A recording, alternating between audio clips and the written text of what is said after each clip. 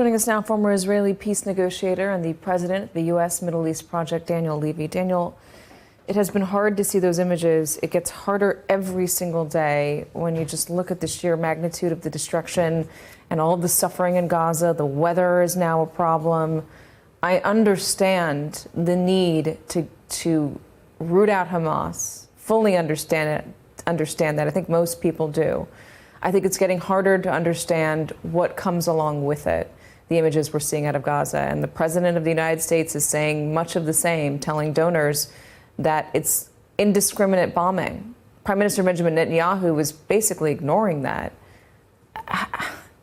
What does Israel do to maintain international support here? First of all, Katy, you're right. It is so difficult to see these images. It's more than 7,500 children killed by the Israeli strikes in Gaza. Daniel, hold on. Can I ask you a question? This has been bothering me.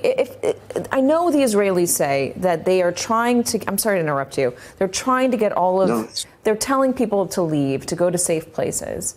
I can't imagine if that message actually gets there, that people would stay and suffer the loss of their loved ones and put their families in danger. So there's got to be a disconnect between the message that Israel says it's sending out and what Palestinians are hearing or where they're striking. Well, and I think you've just hit it right there, Katy. First of all, the level of destruction, the kind of munitions Israel has been using. And there's been a lot of coverage of this. This is unprecedented since the Second World War. Munitions that America was sparing in using, even in Mosul and Raqqa, in Afghanistan and elsewhere. Munitions that cause this kind of civilian destruction, also in areas that they have told people would be safe areas. I think the Palestinians in Gaza feel there's almost nowhere safe. They also face now going to places terribly overcrowded, appalling sanitary conditions. There is basically nowhere safe. That's how you get these kinds of numbers.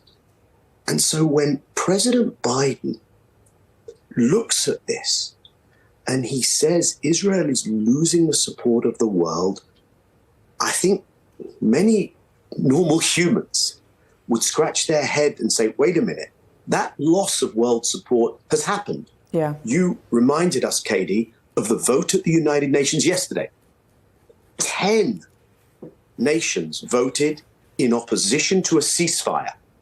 153 voted in favor. But here's the crucial thing. One of those 10 was President Biden. I think America demeaned itself at the United Nations in front of the entire world by casting that vote. America, the Biden administration, is not calling for a ceasefire.